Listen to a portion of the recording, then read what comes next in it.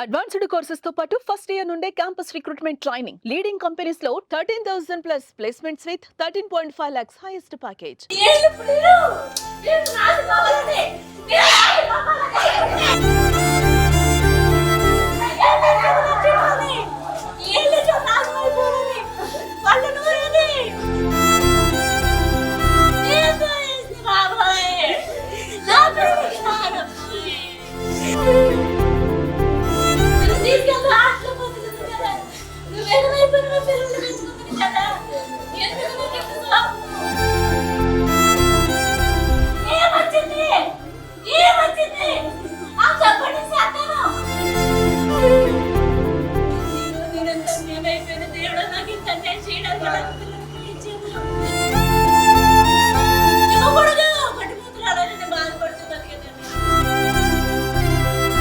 బతుకు ఆ ఊళ్ళని మన స్థలం కొనుక్కొని ఇల్లు కట్టుకొని మనం బతకాలే అన్ని వాళ్ళందరూ అలాగే అంటారు. మనం అన్ని నష్టపోయాము, మనకు అది కాదు, పిల్లల్ని పెట్టేసి నువ్వు పనికి వెళ్ళని చెప్పాను.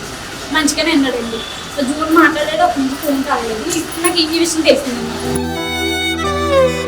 పిల్లలేరని అడిగితే ఇద్దరు పిల్లలు కొడుకున్నారు అని అన్నాడు. సో ఈ ఘటనకు సంబంధించి ప్రస్తుతం తల్లి వచ్చారు. ఆవిడ ఇప్పుడు దుబాయ్లో ఉండి దుబాయ్ నుంచి వాళ్ళ పొద్దున వచ్చిన పరిస్థితి. ప్రస్తుతం అయితే చుట్టాలందరూ కూడా ఆవిడని ఓదార్చిన పరిస్థితి కనబడుతుంది. అమ్మా, ఎందుకని మీ ఇద్దరికి ఏమైనా గొడవ వచ్చింది అనేది వినబడుతుంది? అంటే భార్య భర్తల మధ్య గొడవ ఉందా? ఏం గొడవలేండి, చూసారు కదండి, వాయిస్ మెసేజ్ లేవు, మాకు ఏం గొడవలు లేవండి. అదే జరిగింది. ఆయన అప్పుల వల్ల ఏమన్నా స్ట్రబుల్ ఎవరన్నా డబ్బులు అడుగుతాను అన్నారండి. అది విన్నారు కదా, డబ్బులు అడుగుతాను 3 ఇస్తాను అన్నారు. ఆ 3 ఇచ్చిన డబ్బులు ఏమన్నా మిగిలితే నేను నీకు కొడతాను, కూల్ డ్రింక్ షాప్ అయినా కూడా 2,000 అంత ఇవ్వాలి, ఇచ్చేసి నేను ఇల్లు ఖాళీ చేస్తానని చెప్పాడు నాకు. మీ పిల్లలతో చివరికి ఎప్పుడు మాట్లాడారు? 7వ తారీఖున మాట్లాడాను నేను. నాకు స్క్రీన్ షాట్ కూడా ఉంది. 7వ తారీఖున ఏమన్నారు అప్పుడు మీ పిల్లలు? ఏమనలేదండి, చక్కగా మాట్లాడారండి. తలదూకమ్మా, పక్కన అక్కలు ఉన్నారు కదా, మా అమ్మ జడేయమందని చెప్పు, పంపు, నాన్న కుదరట్లేదు కదా అంటే సరే అని అన్నదండి. నాన్న ఇబ్బంది పెడుతున్నారని, నాన్న కొడుతున్నాడని? అలా ఏం లేదండి, అలా ఏం చెప్పలేదు. మా ఆయన కొట్టాడండి పిల్లల్ని, అసలు కొట్టాడండి, మా ఆయన పిల్లల్ని కొట్టాడండి. పిల్లల్ని అంత దారుణంగా కన్న తండ్రి అని చంపేయడం అనేది అసలు ఎక్కడా ఉండదు, చాలా తక్కువగా ఉంటుంది, గొడవలు అయితే తప్ప. కాకపోతే ఈ అప్పులు, ఈ ఒత్తిడి, పిల్లలకి అన్నం పెట్టుకోలేని పరిస్థితిలోకి వచ్చేసేమో. మా ఆవిడని ఎంతవరకు నేను ఒత్తిడి చేయాలి, ఎక్కడి నుంచి పట్టుకొస్తుంది. ఇప్పటికి మా వల్ల ఇది అయిపోయింది, బయటికి వెళ్ళింది, నాకు నెల జీతం వస్తుంది కదండి. ఇప్పుడు ఎప్పుడైనా డబ్బులు అడిగితే నాకు ఫ్రెండ్స్ ఉన్నారండి. నాగేశ్వరి ఒక అమ్మాయిని రాజమండ్రి ఉంది, అమ్మాయిని అడిగాను, మా ఏజెంట్ ఇచ్చారు డబ్బులు, ఇంకా అంతేనండి. ఒక అక్క తెలుసుంటే అక్కడితో కూడా అకౌంట్లో కట్టించాను 4,000. ఇంక మా ఆవిడ ఎక్కడైనా తెస్తుంది, దానికాల ఫ్యామిలీ లేదా ఎవరన్నా అడుగుతుంది, ఇంకా మా వల్ల కాదు అని చెప్పేసి ఇలా అయి ఉండాలండి, అంతేనే. మీ పిల్లలు అంటే ఇప్పటికీ 5 రోజులు అయిందమ్మా, మీ పిల్లలతో 6 రోజులు అయింది కదా, మీ పిల్లలతో మాట్లాడాలి అని ట్రై చేశారా? నేను ఫోన్ చేశానండి, నేను ఫోన్ చేశాను, నెట్ లేదండి, నార్మల్ కాల్ చేశాను, బ్యాలెన్స్ చేయించుకొని నార్మల్ కాల్ చేశానండి. స్విచ్ ఆఫ్ అని వస్తుందండి. యాప్ ఎక్కించుకొని మా మేడం బ్యాలెన్స్ చేసింది, ఫోన్ చేస్తుంటే స్విచ్ ఆఫ్ అని వస్తుందండి. ఏ రోజు అది? ఆ రోజేనండి, జూన్నే ఆగిపోయిందండి ఫోను. ఆ రోజు నాతో మాట్లాడారు పొద్దున్న. ఆ రోజు జూన్ 8 అంటే మీ హస్బెండ్ బర్త్డే అని చెప్పారు, అదే రోజు? అదే రోజండి, జూన్ 8వ తారీఖున.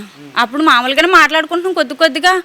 ఆ రోజున కొద్దిగా ముందు ఫోన్ చేశానండి, బర్త్డే కదా అయిందని ఫోన్ చేశాను. ఆ రోజు నైటు ఫోన్ చేశాడండి నాకు. నేను బయటికి వెళ్ళానండి, 12 అయిపోయింది అక్కడ టైం.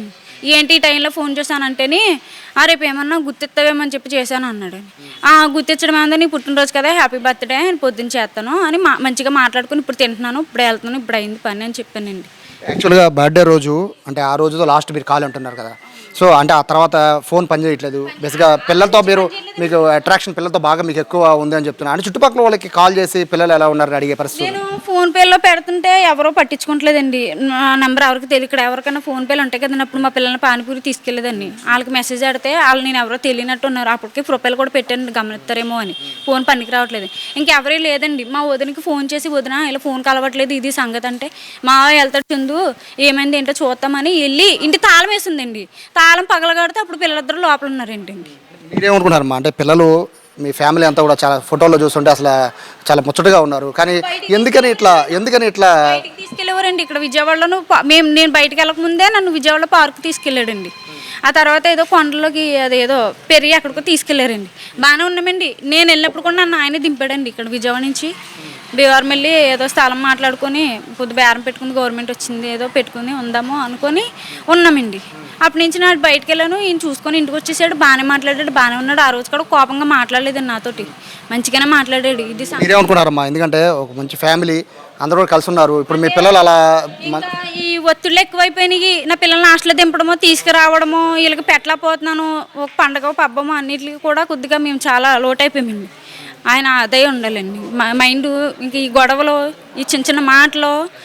ఇప్పుడు ఆయన ఎక్కడున్నారని ఏమన్నా తెలిసిందా? తెలియదండి. ఆయన నెంబర్ ఒక్కటే కదండి మా దగ్గర ఉన్నది.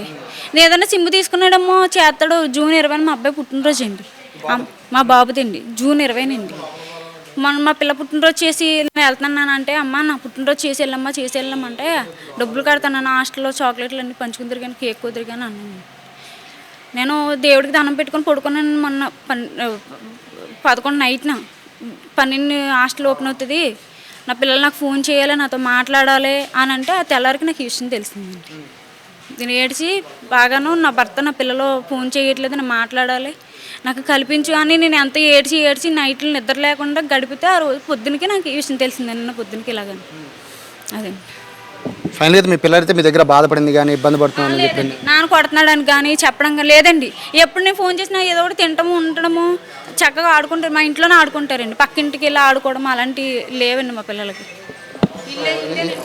రైట్, ఇది పరిస్థితి. మాట్లాడలేని పరిస్థితి. చాలాసేపు తల్లి రోదన అనుభవించిన తర్వాత సర్ది చెప్పి ఏదో తల్లితో మాట్లాడిన పరిస్థితి. ఓవరాల్గా చూస్తుంటే మిస్టరీ అనేది కనబడుతోంది. మొదట అందరూ కూడా తండ్రి చంపేసి అతను పారిపోయాడు అనుకున్నారు. బట్ ఇప్పుడు చూస్తుంటే ఒక లెటర్ దొరికింది. ఆ లెటర్లో తండ్రి కూడా సూసైడ్ చేసుకున్నట్టుగా కూడా రాసినట్టుగా కూడా చెప్తున్న నేపథ్యంలో ఓవరాల్గా చూస్తుంటే ఈ ఘటన అంతా కూడా ఈ మైలవరంలో మొత్తం అందరం కూడా కదిలించేస్తున్న పరిస్థితి. పసిబిడ్డలు వాళ్ళు హాస్టల్లోకి వెళ్ళి చదువుకున్నారు. తల్లి దూరంగా వెళ్ళి పనిచేస్తూ కుటుంబాన్ని పోషిస్తున్న ఈ నేపథ్యంలో ఈ విధంగా కుటుంబం మొత్తం కూడా చిన్నభిన్నం అయిపోవడం అయితే ఇక్కడ మైలవరంలో అందరినీ కూడా బాధ పెట్టే పరిస్థితిగా ఉంది. ప్రస్తుతం మీద పోలీసు అయితే ఎంక్వైరీ చేస్తూ ఉన్నారు.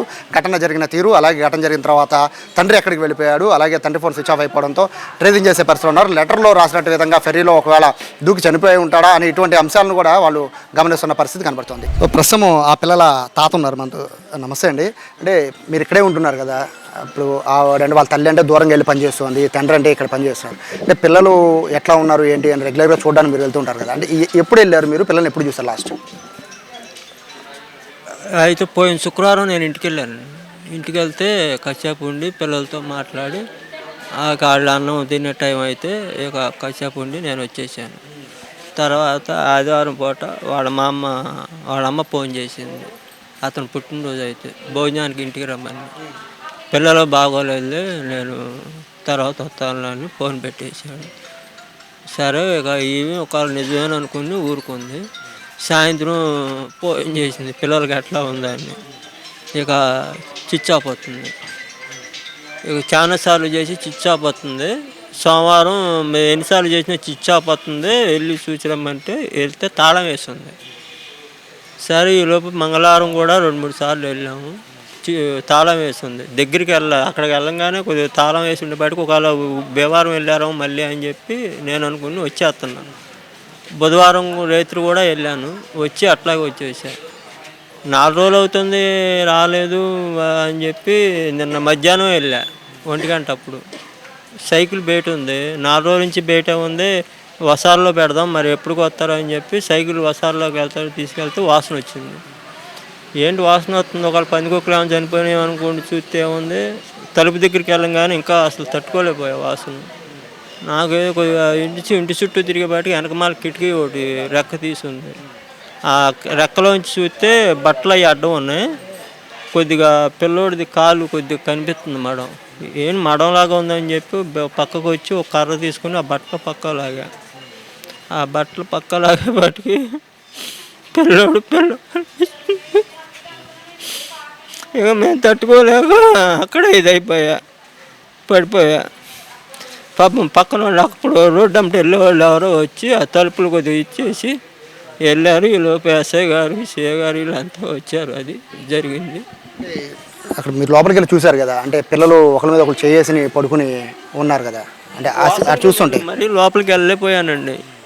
అది పగలకొట్టి చేసేలోపు ఈలోపు జనం రావటం పోలీసు వాళ్ళు రావడం జరుగుతుంది. నాకు ఏమి చేయాలో అర్థం కావట్లా. అతని మీద అనుమానిస్తున్నారు అందరూ కూడా, అంటే అతను చంపేసి అతను కూడా చనిపోయాడు అనేది కూడా వస్తుంది. అంటే మీకేమన్నా ఇన్ఫర్మేషన్ ఏమన్నా ఇచ్చారా? అంటే ఇట్లా ఇబ్బంది ఉంది, ఆర్థికంగా ఇబ్బంది ఉంది ఫ్యామిలీలో అని కానీ ఏమన్నా మాట్లాడారు మీతో? లేదండి. అతను ఏమన్నా మీతో మాట్లాడారా? అంటే ఇట్లా ఇట్లా జరిగింది, పిల్లల్ని నేను చూసుకోలేకపోతున్నాను ఇట్లా మాటలు ఏమన్నా మాట్లాడారు? ఏం లేదు, మామూలుగానే మాట్లాడాడు. సరే మీరు అన్నం తినండి, ఇక నేను వెళ్తున్నాను అన్నాను అని చెప్పి నేను వచ్చే, ఇక అదే లాస్ట్ మాట్లాడుతాం. పిల్లలు ఏమన్నా చెప్పారా? పోనీ మా నాన్న ఇబ్బంది పెడుతున్నాడు అని ఏమన్నా చెప్పారా? లేదండి, సరదాగా కాసేపు మాట్లాడుకుని వచ్చేసాం, అదే లాస్ట్. ఇది పరిస్థితి చూస్తుంటే నిజంగా హృదయం ద్రవించిపోతుంది. ఇద్దరు కూడా హాస్టల్లో ఉండి చదువుకుంటున్నారు. తల్లి ఏమో దూరంగా ఉండి పనిచేసి ఇంటికి డబ్బులు పంపిస్తుంది, తండ్రి ఇక్కడే ఉంటూ వాళ్ళ ఆలనా పాలన చూసుకుంటున్నారు. సవ్యంగా జరుగుతుందనే టైంలో ఈ విధంగా మొత్తం ఫ్యామిలీ కూడా పూర్తిగా చిన్నాభిన్నం అయిపోయింది. తండ్రి ఇద్దరు పిల్లలను చంపేసి ప్రస్తుతానికి అయితే అతను ఎక్కడ అంటే అతని జాడ కోసం పోలీసులు వెతుకుతున్నారు. కానీ అతను రాసిన లెటర్లో అయితే ఖచ్చితంగా నేను కూడా ఆత్మహత్య చేసుకుంటున్నాను ఫెరీలో దూకి అని చెప్పి లెటర్లో ఉందని చెప్తున్నారు. సో పోలీసులు అయితే ఆ కోణంలో కూడా దర్యాప్తు చేస్తున్న పరిస్థితి కనబడుతుంది. ఓవరాల్గా అయితే మొత్తం మైలవరంలో అయితే ఈ వార్త అయితే ఒక సంచలనంగా మారింది. పోలీసులు అయితే ఎంక్వైరీ చేస్తున్నారు. ఘటన కారణం ఏంటి, కేవలం ఆర్థిక ఇబ్బందులు మరి ఇతర కారణాలు ఉన్నాయనే విషయం మీద ప్రస్తుతం అయితే పోలీసులు ఎంక్వైరీ చేస్తున్న పరిస్థితి కనబడుతుంది. కెమెరా పర్సన్ కృష్ణతో సాయి, సుమన్ టీవీ, మైలవరం నుంచి.